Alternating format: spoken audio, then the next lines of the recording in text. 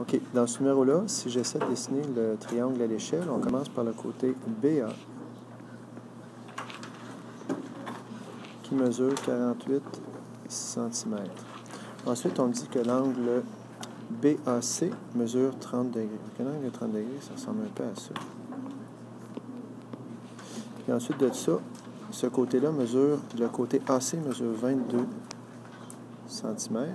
Ce qui fait que mon côté BC va être plus long que 22 cm. Donc, je vais le faire comme ça. Alors, j'ai donc ici 31 cm. Alors, une fois que c'est fait, je peux effacer mes lignes qui sont en trop. Ça se fait bien avec un crayon à mine. Alors, en faisant ça, ce que j'ai fait, c'est que je me suis fait une représentation un peu à l'échelle du triangle. J'ai pas d'autres informations. Ce qui nous intéresse, ce qu'on demande, c'est qu'on vous dit, ah oui, une autre information, la bisectrice issue du sommet C coupe le côté BA. Je vais faire la bisectrice. Or, une bisectrice, ça coupe un angle en deux parties égales. Alors, étant donné que ce côté-ci est plus court que ce côté-là, c'est pas un triangle isocèle, mon triangle ABC. Donc, ma bisectrice, elle tombe pas à 90 degrés. Okay. Ça marche pas. Comme ce côté-là est plus long, ça va me donner un angle qui est un petit peu comme ça.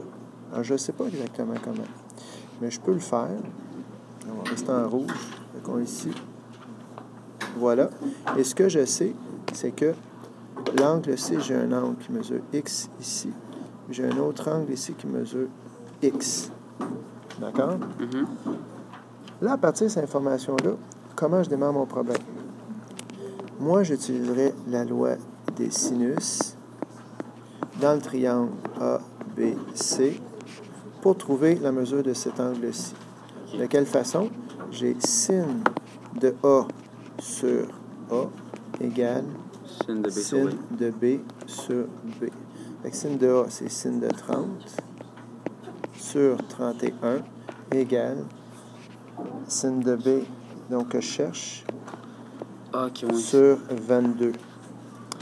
Donc, avec le produit croisé, on va sauter les étapes, là, le sin de B égale. Alors, c'est ce que ça donne. Donc, la mesure de l'angle B est égale à arc sin, ou sin moins 1, là, de 0,3548, ce qui fait combien de degrés? 20,78. OK, donc 20,8 degrés, supposons. Alors, ici, j'ai mon 20,8 degrés. Maintenant, avec ça, ben, étant donné que j'ai mon 20, puis j'ai, mettons 21, là, puis 30, bon, ben, je peux déterminer celui-ci qui ferait 129. Puis ça va-tu être égal? Ben oui, parce que c'est la définition de bisectrice. Donc, X vaut la moitié de 129, ça ici. Et là, je me retrouve dans ce triangle-ci à avoir un côté 22 avec un angle que je peux déduire maintenant, parce que j'en ai 2 sur 3, okay. avec ce côté-ci qui est opposé à cet angle-là. Donc, ben ça, on l'appelle, là, ça a été nommé dans le problème, là, c'est baptisé comme étant D. Ici. Donc, CD, ben là, j'ai DA que je peux trouver parce qu'il est opposé à X. Donc, la loi des sines encore. 2, la loi des sines. J'ai sin de DCA sur, mettons, petit c ici, le petit DA, là, parce que DA est égal à sin de CDA sur 22. Sur 22, exactement. Ça, je peux trouver. Là, tu peux déduire, puis au bout du compte, tu vas être capable d'arriver à la mesure de ton côté.